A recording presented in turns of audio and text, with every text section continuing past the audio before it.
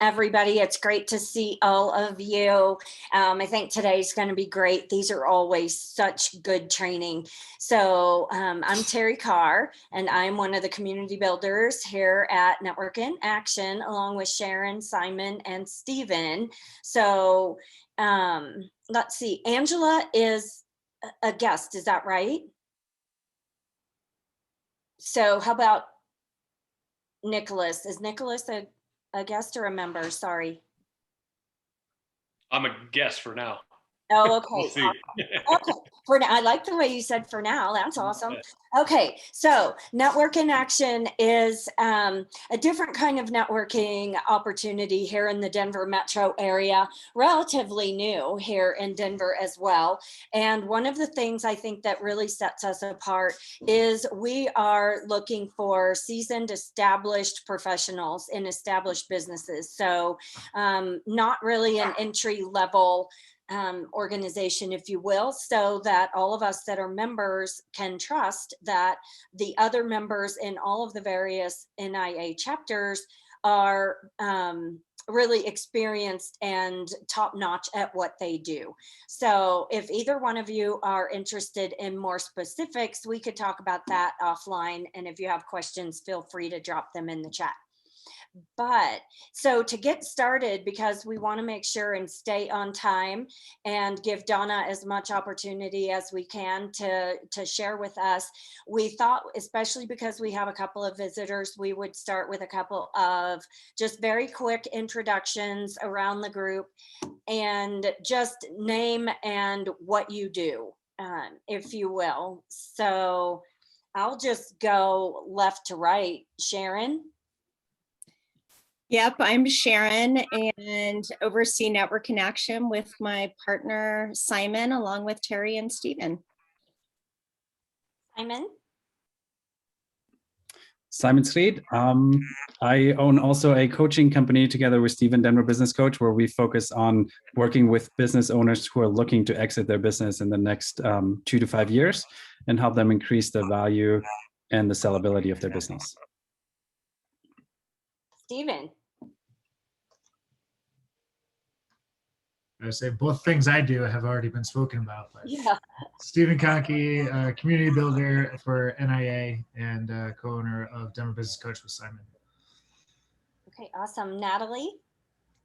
I'm a therapist and an owner of High Conflict Divorce Coach, and I help people going through extremely high conflict divorces get out of it relatively unscathed, if possible. Awesome. I like your background. Karen Albert.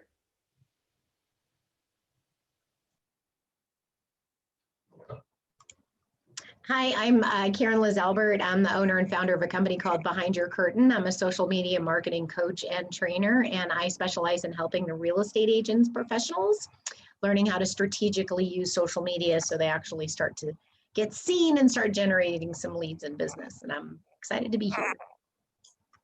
Excited to see you. Kathleen. Hi, everybody. I'm Kathleen Windsor-Games. I'm with Sandler Training. And what we do is sales and sales leadership training and coaching. And what we do for our clients is help them sell more and sell more easily. Awesome. Dean. Hey, Dean. Hi, Dean Galbraith. I'm with a company called Cirrus Line. It's my company. We do IT services and telephone system support and installations. Nathan. Hey there. Hey there, Terry. Can you hear me okay? Very good. I just discovered these headphones actually had a microphone, so I was giving them a try. I am Nathan Urquhart, Realty, so really focused on helping clients to anything as it relates to income strategies, whether it be short-term rentals, mid-term rentals, long-term strategies is my primary focus. And I can attest to Karen Liz Albert. She has definitely helped some realtors like me in her class. So welcome, everybody. Miss Jennifer Perry Daly. Hi there. I am Jennifer, and I am the volunteer and donations coordinator for the International Rescue Committee in Denver.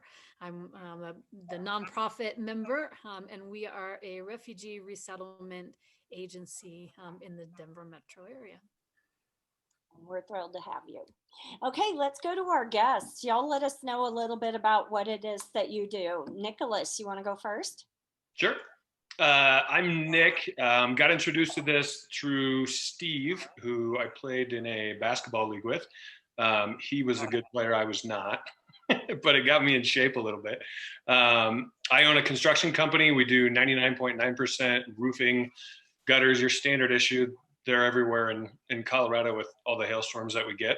And yeah, my business partner is a college friend of mine that, I've obviously known since college, and we just got sick of working at other companies that were putting on crummy products. So rather than try and hire a whole bunch of millennials to go ring doorbells, we're trying to network the old fashioned way. And it's, thus far it's worked, but it can obviously work better. I know people, I've lived in the Arvada. I'm in Westminster now.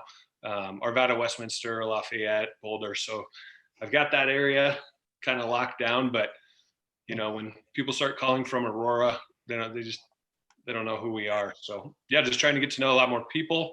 And again, I think it's like most of us, we all believe in our companies. It's just, if I could get people to just talk to me, just briefly.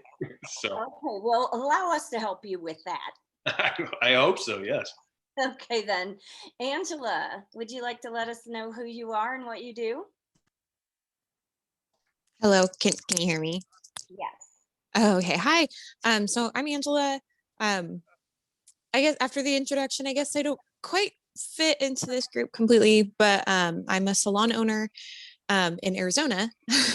And I'm just kind of trying to go through any and all opportunities that might be out there for me to learn something from other business owners that could help me promote my own. Fantastic. What is your business? I own a full service salon. Oh, nice. Okay. Well, welcome. I'm sure we will have plenty of good information for you today. All righty. And for the rest of us. Okay. Figures my phone would ring right now. All right, so I'm going to go ahead and introduce Donna, and then we're going to let her get started, and she'll let us know kind of what we need to be doing during her presentation. So Donna is naturally introverted, and she was once so afraid of people that she couldn't really even look them in the eye and talk to them at the same time. So she likes to say public speaking is the most extroverted thing an introverted person can do, and that anything extroverted you observe in her is a learned skill. So Donna's original career was as a hairdresser, Angela, so you guys have some commonality there. She was so afraid of people, she said it was divine intervention that led her there, because it was no earthly reason she would ever have done it on her own. She was later drawn to teach and confronted her fear of public speaking. So now Donna speaks and trains professionally, working with entrepreneurs on what it really takes to show up, speak up, and get what they want for their business and their life. She works with entrepreneurs to do just that. The name of her business is Red Stiletto, Get to the Point. And the title of today's presentation is Speaking Power, the 3 Secrets of Public Speaking, What You Need to Know Before You Ever Say a Word. Join me, please, in welcoming Donna Riccardo. Thanks, Terry. Have you ever met a speaker who can't speak? That was me. That's where I started. At 27 years old, I'm a haircutting specialist at one of the top 3 hair salons in New York City. Every month, our work can be found in all the top magazines like Vogue, Elle, Harper's Bazaar. We do the fall runway collections for designers like Donna Karan, Perry Ellis, Ralph Lauren, and famous people come in. Supermodels like Brooke Shields and Christy Brinkley, and rock stars like Bob Seger and Don Henley. We're planning a big hair show for hairdressers from all across the country. And we have famous stylists coming from England and Scotland to join us in New York on the stage. In the weeks leading up to the show, I am extremely nervous about what I will be saying at the show. And I ask two stylists that I work with who do this sort of thing, what do I say?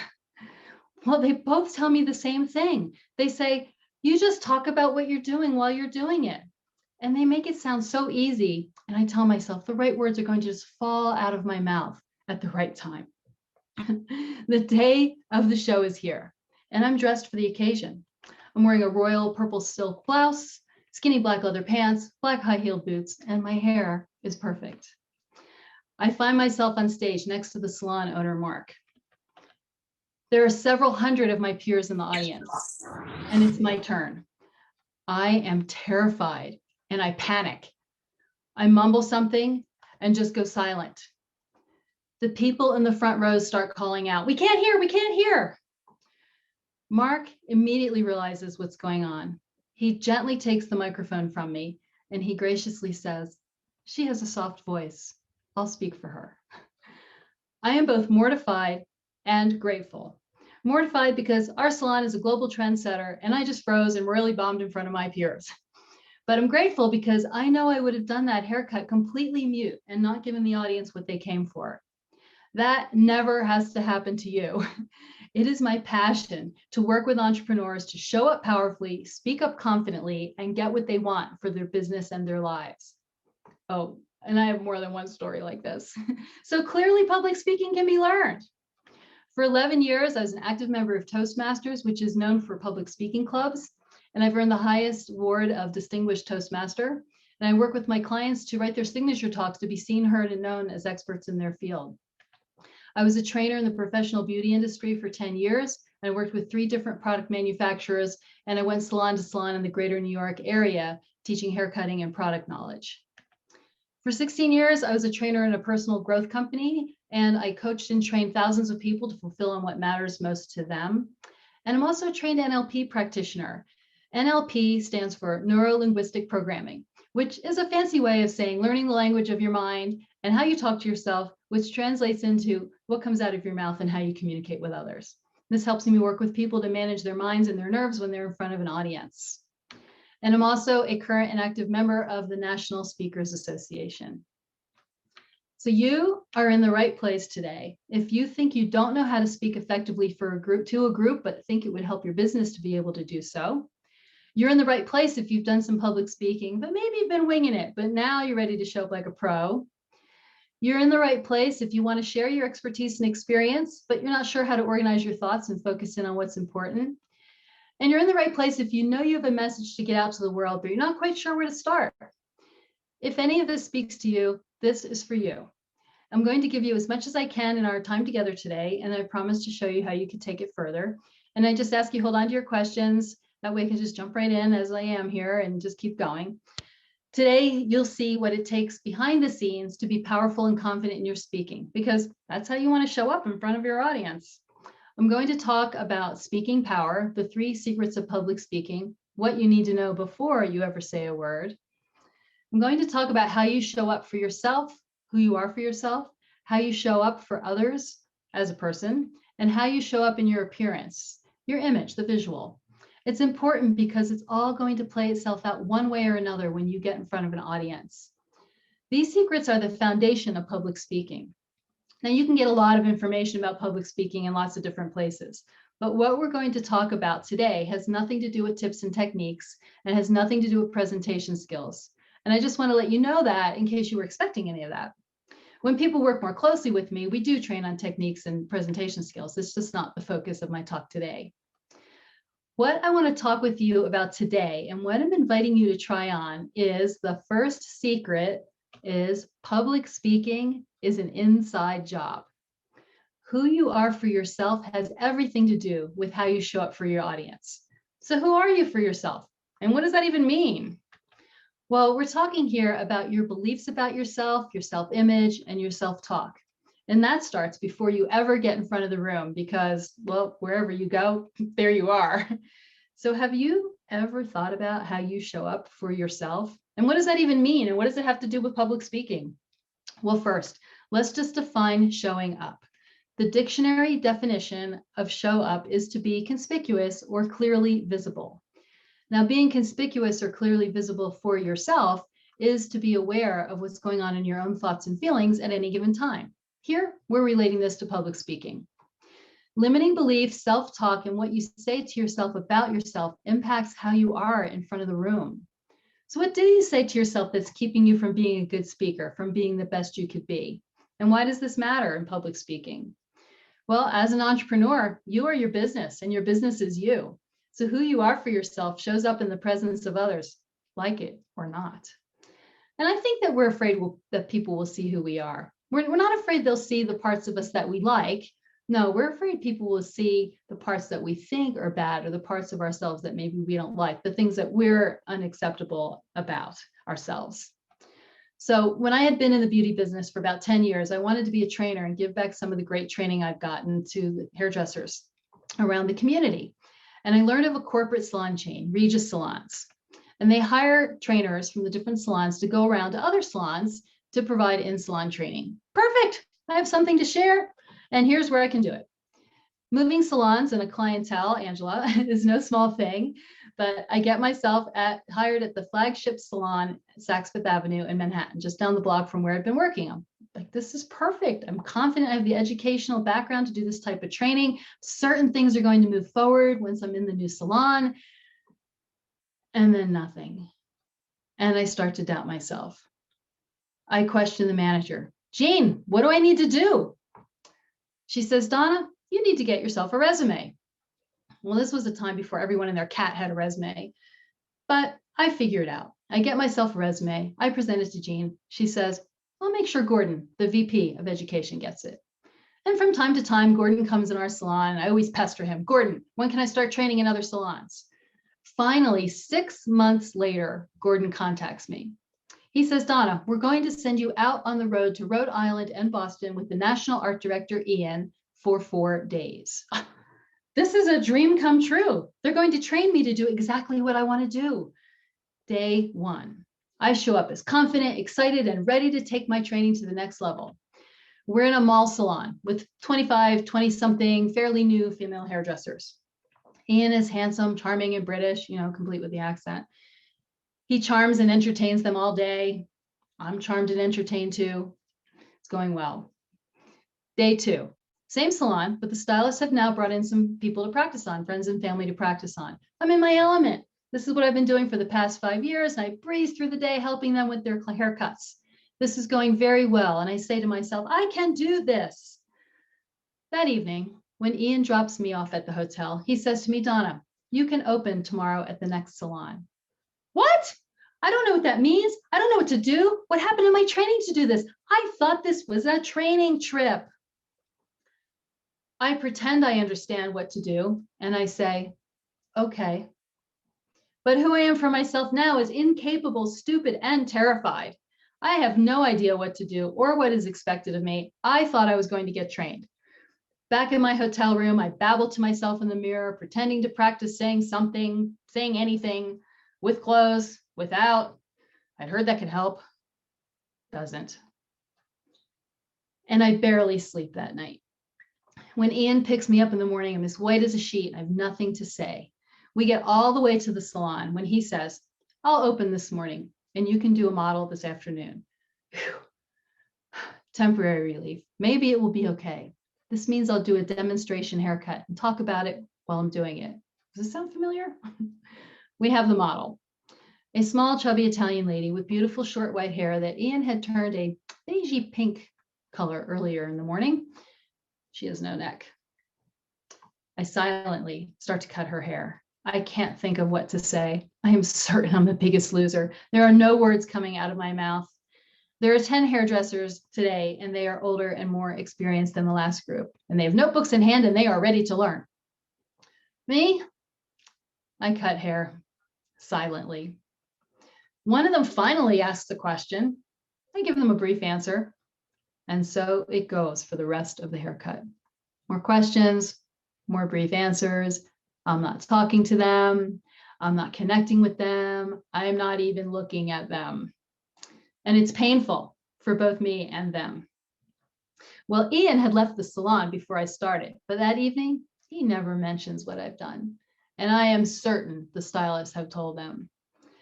The next and last day, we're at Saks Fifth Avenue in Boston for only 3 hours, and I figure out fast where I stand. Ian now treats me like his assistant instead of a peer. Wash hair, sweep up, hand in things. And upon my return to New York, there is no feedback given ever. And I am way too embarrassed to ever ask anyone about it. And I never get another invitation to go on the road again. My best guess, they were coming from, well, she bugged us for 6 months. Let's throw her in and see what she can do. I'm thinking, well, they're going to train me because the other salons I'd worked in had provided in-depth training. And I thought that's how training was done in the big city. I lobbied hard for this opportunity for 6 months. And now I hang my head in shame and I tuck my tail under and go back to cutting hair in the salon. But ultimately, who I am for myself and how I show up for myself is I can and I will. And I let go of it. And I started an apprentice training program in our salon because our assistants didn't have one. That should have told me something right from the start. So I'm going to pause here and I'm going to have you do a brief exercise. It's designed for you to get a little glimpse of who you are for yourself. So here are the instructions. And then let's see, I'm going to turn the slides off for a moment. Stopping share. Okay. So here's what we're going to do. We're going to get you in breakout rooms with one other person. You're going to pick an A and a B. Let's see, here's the instructions. You're going to pick an A and a B. And what you will do is give your partner, A goes first, and give your partner a compliment. And here, I invite you to go beyond their hair or their smile. Just really, I know it's hard because we're on Zoom and it's not so easy to really connect with the person. You may know them a little, you may know them not at all, but give them a compliment. Just give them a compliment, something that you can say about them. And then partner, your only answer is thank you. I know. And then you'll switch. And then B will go and give a compliment and A will say thank you. I know. Okay, are there any questions about that? Any questions? Okay, all right, Simon's gonna, go ahead. Do you just do like one compliment or is there a time allotment to this exercise? Let's give them 30 seconds each. So 30 you can do one or more. Okay, great.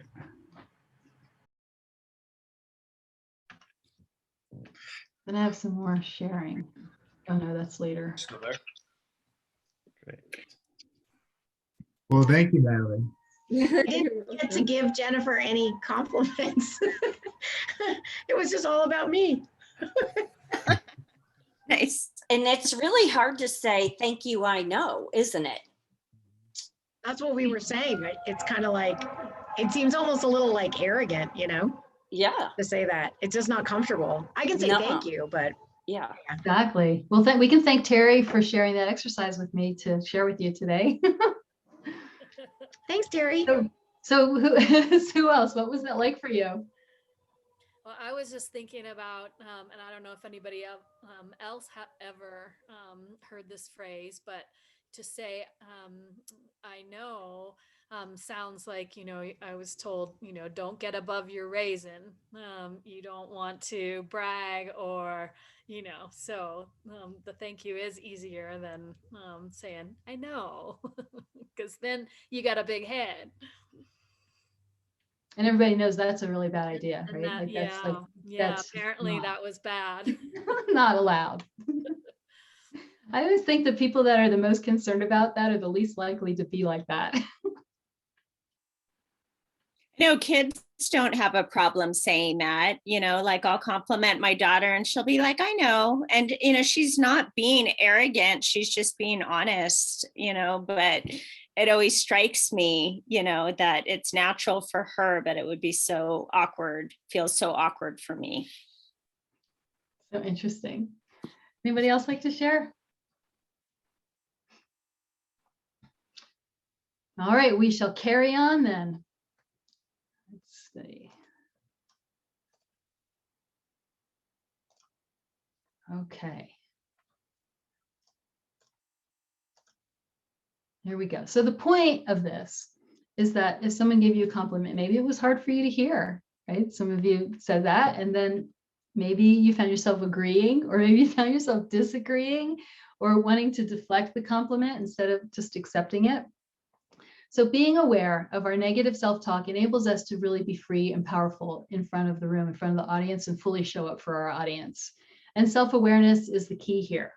So even though I already said, wherever you go, there you are, let's narrow it down a little bit more for public speaking. So I have a few questions that I'd like you to consider. I'm willing to bet that the answers will be right there. Don't overthink this. So first, with regard to public speaking, I'd like you to answer the question for yourself. What do I like about myself? What works for me about who I am with regard to speaking? And I invite you again to go beyond, appearances. Maybe you're good at connecting with people. Maybe you're expressive. What is it? Let's take a moment just to consider that.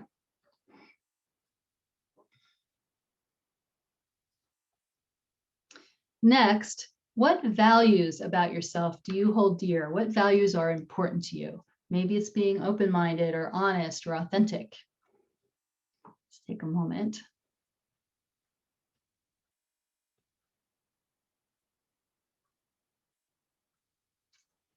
And then ask yourself, what don't I like about myself?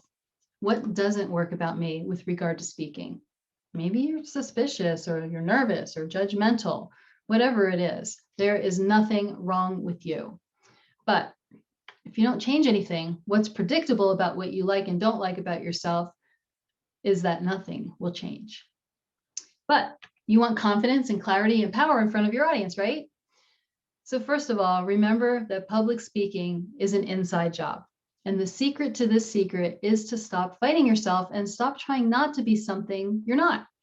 Just let yourself be nervous or whatever other symptoms, whatever else you have going on, whatever you say to yourself, whatever chatter you have going on, and any symptoms that might go along with it. I still get nervous. I probably always will. I'd actually be concerned if I wasn't nervous, because you get nervous because it's important to you. And you'll never be able to be really powerful in front of the room if you're thinking you should be some way that you're not, including being nervous. I love this quote, often credited to Oscar Wilde. Be yourself. Everyone else is taken. So now imagine, and I realize this might be kind of a stretch in this very moment, but imagine for a moment that you just allow whatever discomfort that you might have be there. How would you want to be in that moment? It's actually a matter of changing your mind. Like, for example, we've all been in a disagreement with somebody and we feel like ourselves getting all worked up. And I'll bet in a moment like that, many of you have decided it just wasn't worth it. And you just stopped. You just stopped engaging in the disagreement. And you decided to be another way in that moment. You changed your mind. So now back to the nervous moment. What could you change in that moment? What do you imagine you could feel about yourself? How would you want to be in front of an audience? Confident? Connected? Can you be present? Calm?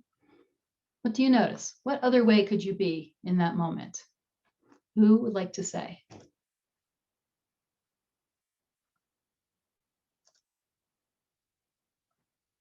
How would you want to be? It doesn't have to be nervous. It could be anything. I would want to be fully present and calm. I have the most horrible performance anxiety. So present and calm. Yeah. Mm-hmm. Yeah. Who else?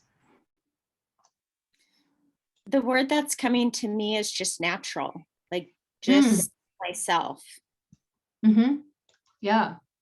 Naturally yourself, right? Well, there is no one else, right? There's only you. Yeah. I'm thinking authentic. Mm-hmm. Yeah, authentic. Anybody else? Confident. Confident. Yes, for sure.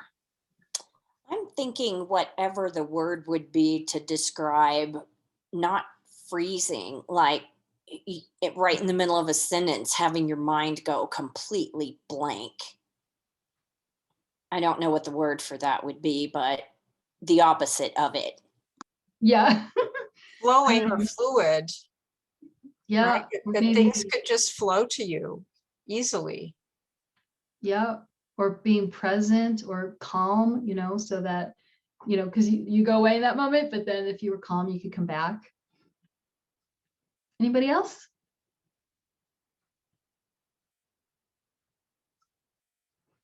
Okay, let us carry on.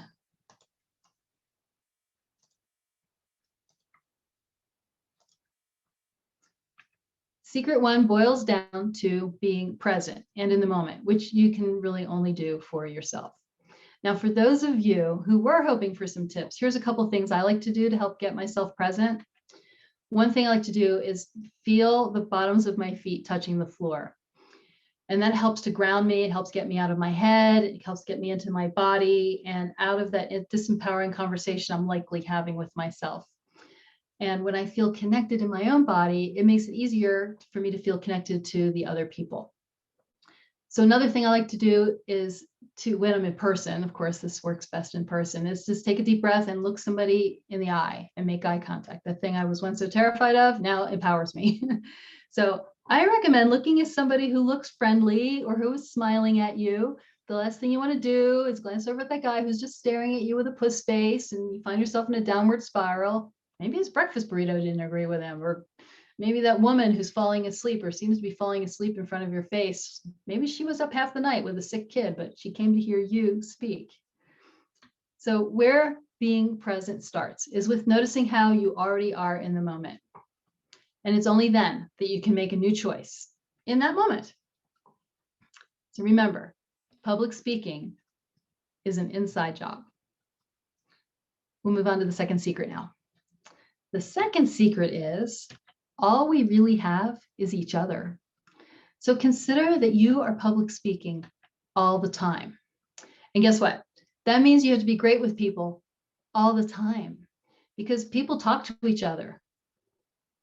You know, people talk about you, right? Networking is simply connecting and building relationships. It may or may not include going to networking events. This secret has to do with how you show up for others. And what I mean by that is how do you occur for others? How do they experience you?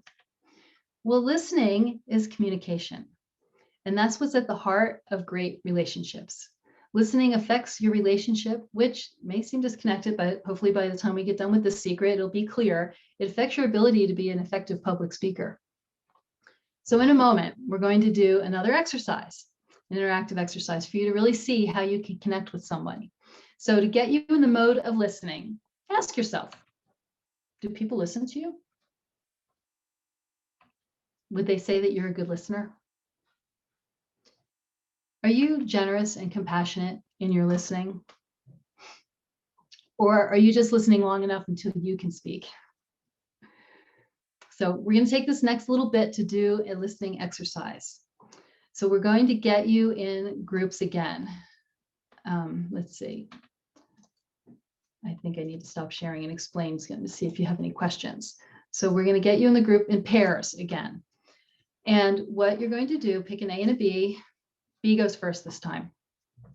And what you're going to do is for 2 minutes, B will go first and speak about something that you are just passionate about, something that you could talk about for days, given the chance, you're just so excited.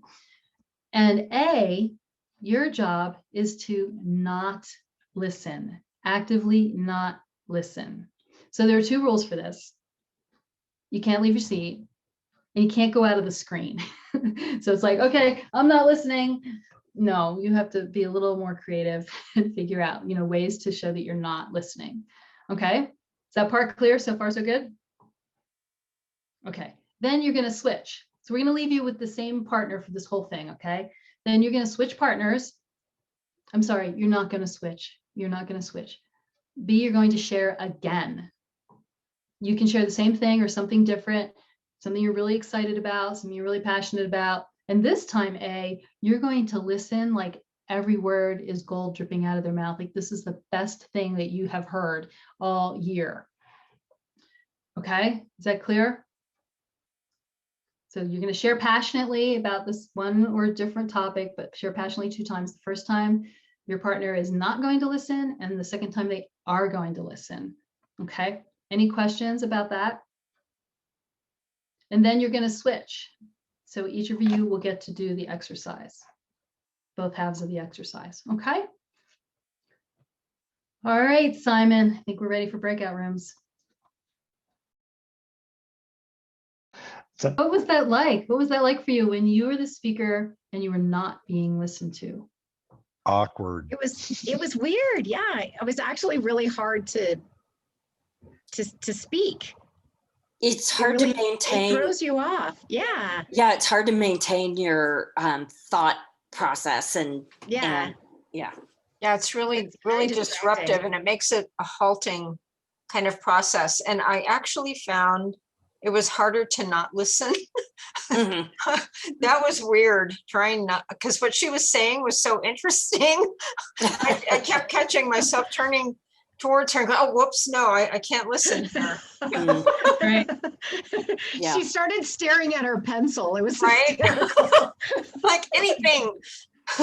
You have to be more creative on Zoom because you know, in person you Looking can at the wiggle around more. keyboard, looking down, looking at my Yeah. cat, anything. Yeah. Yeah. But So it does throw you off It as does. the speaker to Mhm. feel like, Mhm. yeah, like I'm here by myself. What am I doing here? Exactly. Like, why bother? So what was it like when you were being listened to, when you were being fully listened to? What was that like? That was great. Much more Different. engaging. It was, Yeah. well, it was wonderful. I mean, it just felt like a connection was happening and Mhm. a great exchange, even if it was through body language and facial expressions, Right.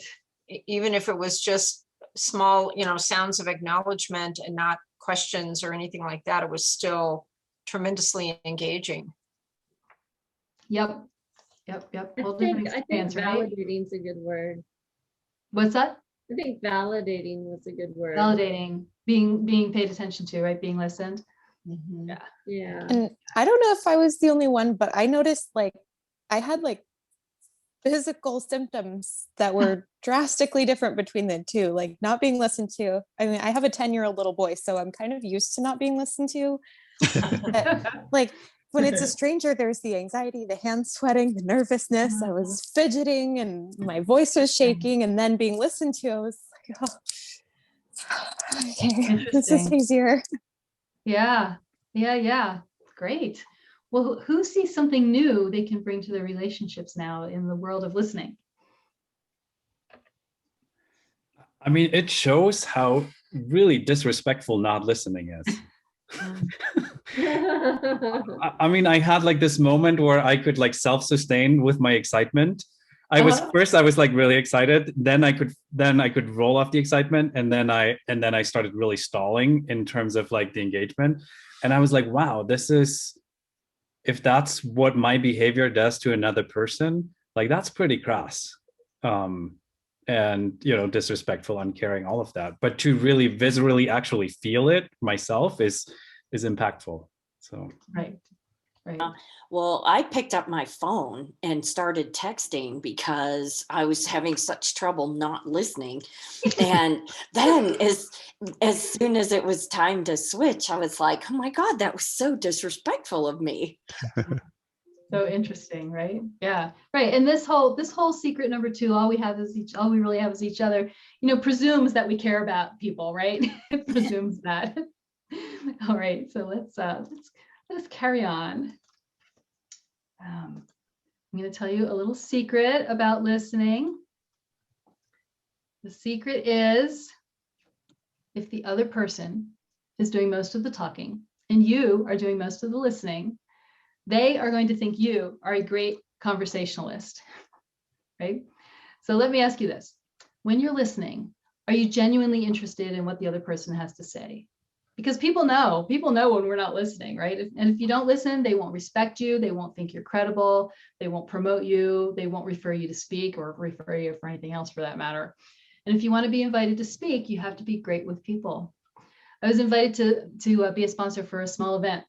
I was only getting to speak for 3 minutes. And the audience of this event was 40 women, most of them entrepreneurs. The host does these a few times a year, and she manages them herself and is very protective of them. And she checks everybody out, all the sponsors. She looks at them on Facebook. She interviews people about them because she wants to know who's getting in front of her guests. Fortunately for me, the people she talked to about me said good things and I showed up favorably. But the thing is, you don't really know, right? And you're kind of like the emperor with no clothes when you're a speaker. And it's before, during, and after you speak. Maybe that just scared you a little bit, or I don't know, maybe you were empowered by that, but I actually want to scare you just a little because I want you to realize when you're the speaker, people really notice everything about you, but that's actually what we're going for. When they notice you, they remember you, and ideally in a good way. But until you get out there and speak, people may or may not remember you because speaking makes you visible, it makes you memorable, and it positions you as an expert in your field. So I'm going to ask you a couple more questions, then we're going to go on to secret number 3. And this is just another, like, for yourself, you don't have to share anything with anybody, but just for you to get a little insight in maybe how you show up for others. And if you notice you're not maybe showing up in a way that benefits you, you'll have a choice. So here we go. What do you think people in a room with you would say about you that does not work when you leave the room? So I recently heard a story about a speaker who's very introverted. And then when he shows up on stage, he's very extroverted. And then he checks out when he leaves the stage and becomes very introverted again. I don't even know who this guy is, but his story has made its way to me because it's kind of weird and it's weird enough for people to share with others. Incongruency and inconsistency are disturbing for people. And uncertainty fosters anxiety and stress and makes you less credible in the eyes of others. So there's, even though there's no right or wrong way to live life, there are universal principles that lead to a healthy, happy, and wealthy life, which I think is something we're all interested in. So back to our question. What do you think people would say does not work about you when you leave the room? It's that thing your friends and family say about you. Would they say you're a know-it-all, that you're controlling? Are you bossy, not a team player? Would they say it's all about you? Just think about it for a second. The point of this is that I'd like you to consider that the quality of your life has a direct correlation to the quality of your relationships, which is directly correlated to the quality of your communication. And most people know the principles, but they don't always do what they know. Well, people often don't do what they know or do what they say. Have you noticed? So do they. They notice that about us. So what this all has to do with public speaking is that the relationships matter. It's largely from the relationships that you have or new ones that you create are where you're going to get speaking opportunities from. And I'm talking about the kind of speaking you could do to promote your business, find leads. It's going to come from the people you know or new connections that you make. That's how I got invited to speak with you today. I actually know Terry and Sharon and Simon. And the same with the other speaking engagements I have this year. So what do you speak about and where do you do it? I say start with what you have and go with what you know. When I first started speaking, I pursued haircutting because that's what I did. That's what I knew how to do. And I taught in salons because that's what I had. All right. So let's, I think we need to move along, right? It's 4:30 and we're going to move along. So the last point here is that all we really have is each other. Now, secret number 3. The third secret is image matters. So what does that mean when it comes to public speaking? Well, how do you show up in your image and why does that matter? An image consultant I know likes to say there's nothing casual about asking people for money. You've got to look like someone they want to pay money to, and you've got to look like you don't need the business. Some of you might find this conversation a little confronting and perhaps feel uncomfortable, but I invite you just to try on what I'm going to say until I'm done. If you find it fits, great. If you don't, toss it. So you may be comfortable with your own image and appearance, but is it an appropriate professional image for your audience or event? Some of you might even think this is superficial. Guess what? It is superficial and it matters. A man named Albert Moravian did some research and he discovered that what people react to from others is not what you would think. Loosely interpreted, what he discovered is that only 7% of what people notice when we speak is the actual words we say. 38% is delivery, things like pitch, tone, rhythm, volume, and a whopping 55% is how we look, what they are seeing, our body language, our facial expressions, our appearance, what's in front of them. So like it or not, people are forming opinions about you based on your appearance. And the important part is they're relating to those opinions about your appearance as if they were true based on how you look, how you dress, how you carry yourself. And probably the most important aspect of personal appearance is that it reveals how people feel about themselves. We all know self-confidence is critical to success, and well-groomed people look confident, even if they don't always feel like it. So why are people checking out each other's appearance? Well, the answer for the purposes of this conversation is they just do. You know, you can only, I know, to see like my head and shoulders, but yeah, you're probably assessing my appearance. That does not make you a bad person. It's just human nature. Just think about it. When you look at someone, your assessment of them is right there. You don't first ask yourself, should I have an opinion about this person's appearance? No, it's just right there. We do it. So does everyone else. All of us make judgments about people based on appearance. It might be unfair to judge people by appearance, but it's just one of the ways we human beings evaluate each other. And people make decisions about us based on our appearance every day. And we do the same thing. So as uncomfortable as it may sound, this is what's going on in front of others when you're in front of the room. This whole conversation, this whole talk today is really more about self-awareness than anything else. I'm not here to tell you how to dress or how to fix your hair and makeup. It's important to have good hair and appropriate makeup if you're a lady, and also have modern clothing. Having an appearance that's current and modern promotes credibility. And I'm not talking about looking like you should be in a fashion magazine, right? But if you don't appear current, people may subconsciously wonder if you are current in what you do. So why does all this matter? Because we live in a world of other people, and if we really want to have what we say we want to have, we have to consider what other people have of their perceptions of us and their reactions to us. So confidence in our personal appearance can also help us compensate for maybe some other insecurities. It helps us really build overall confidence. And everybody who wants to make a mark on the world needs to understand the relationship between personal appearance and success, because the way we dress is a critical part of the way we present ourselves to the public. And it's that part of us that speaks to others without the need for word. And dressing for success is one of the first steps towards feeling and becoming successful. And opportunities sometimes come unannounced. So it's always worth to try to present yourself in the best way. And the good news and the bad news, it's not about you. You don't dress for yourself. You dress for your audience. And that can change, of course, depending on your audience. That's beyond the scope of what we're going to talk about now, but we go deeper with that when people work more closely with me. But dressing for them, your audience, honors them. And it honors them and it helps them listen more attentively to your message. When I was a hairdresser in New York, I worked for a professional distributor who supplied products to salons.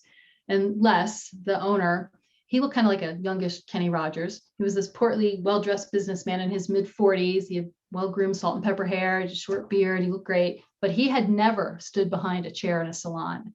And his girlfriend, Josie, and I were the stylists who would work with the salon staff and train them on the professional products.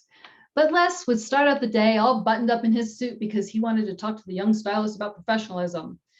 Now, stylists generally have only gone to cosmetology school and haven't been to college or been in the business world, which can really often have them not show up as the most professional person. And that's why Les wanted to have this conversation with them. He wanted to make a difference for them and help them grow their business. But imagine a group of mostly female hairdressers in their 20s who are all about their own hair, makeup, cute clothes, boyfriends, vacations. And here's Les buttoned up in his three-piece suit talking to them about being professional.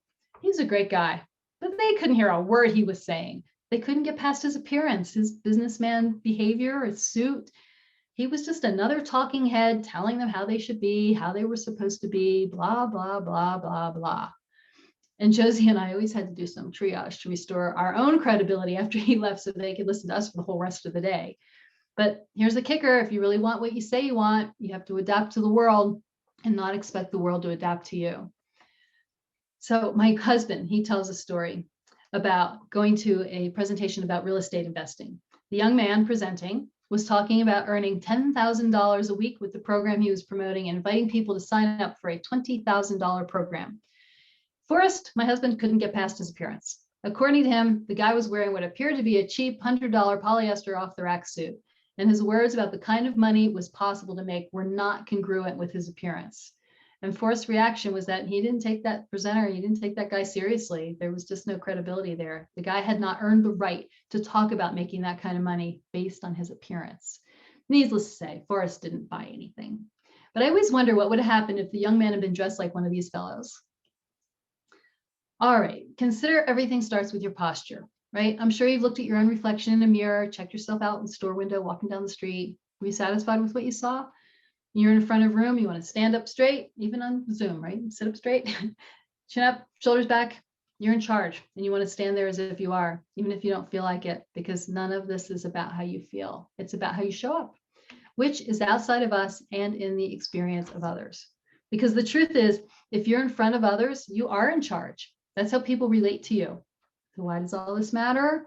The thing about all this is you just don't know. You don't know where people are coming from. You don't know what they're saying to themselves about how you show up for them. They just react, and you may never know why they didn't connect with you or why they didn't buy something from you. And it may be something you could easily learn about yourself and do something about. There's an old adage that says, to get where you're going, it helps to look like you're already there. So when people work closer with me, we can go a lot deeper on this. Now, there's a lot of competition out there, and you want to give yourself every advantage. We covered a lot today, and I know it's not easy to make changes. We spoke of showing up and how you spoke up for yourself, and that public speaking is an inside job. We spoke of showing up for others, and that all we really have is each other. And we spoke of image, and that image matters. When I started, I said I'd tell you how you can find out more. I'm going to do that now.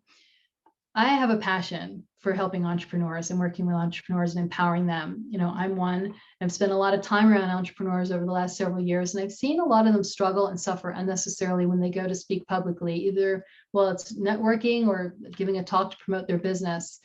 And I've seen them not show up and speak up as powerfully as I know they are and can.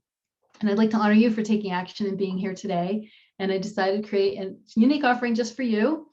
You can have a private one-to-one Speak Up Discovery session with me at no cost. This one-to-one session is a $300 value. And even if we never talk again, you'll understand why what you've been doing isn't working with regard to public speaking and your best next move. There's no cost. It's a $300 value, but you do need to qualify. So here's how. If you think today's talk really spoke to you and you're ready to feel confident in speaking others, this would be for you. You know your concerns about public speaking are holding you back, and you're ready to change that.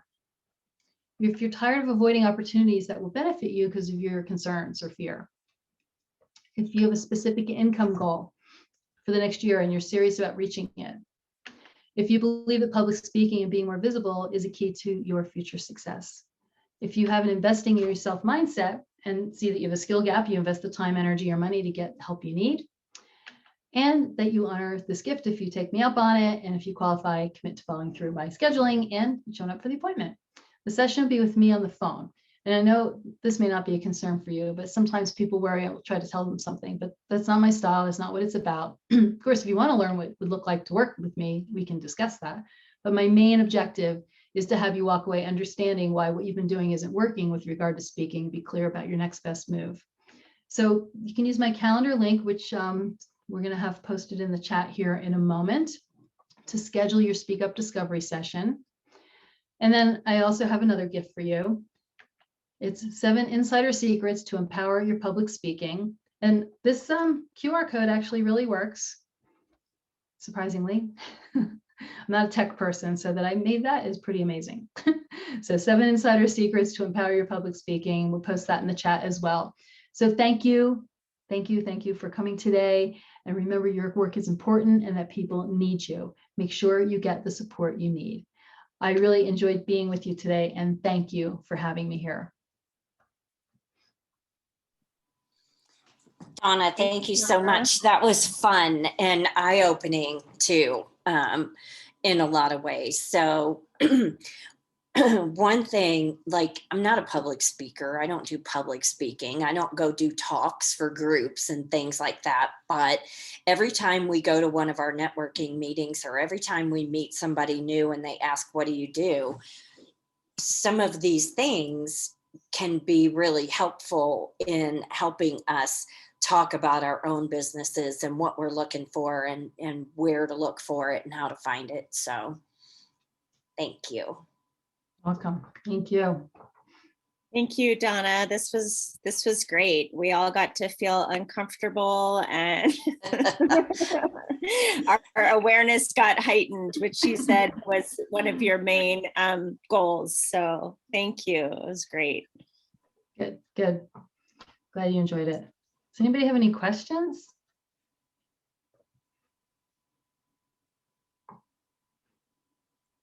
I I'll was be a trying to much get your better QR listener. code.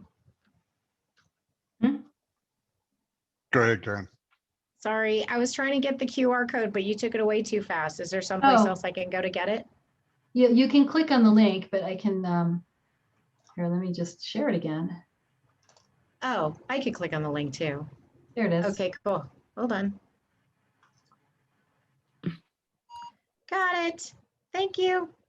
So not even remotely being a tech person, I did this on I think it's called QR Monkey or QR Code Monkey. And it was really, really easy. So if you're not a tech person and you want a spiffy looking thing like this, go there. You too can do it.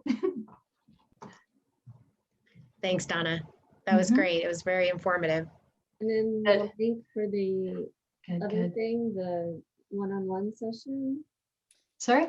And then the link for the one-on-one session is also going to be put up on a chat. Oh, that's in the chat. It says link to Donna's calendar. You just look in the chat. Good. Well, I think with that we can wrap up, and I'm sure you guys will all make good use of your extra 14 minutes that you gained this afternoon.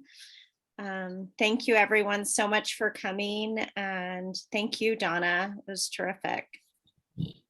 Thanks. Thank you, Donna. My pleasure. Thanks All so right, much, take Donna. care. Appreciate it. Thank you. Everybody. Thanks. Thanks for coming, you Bye. guys.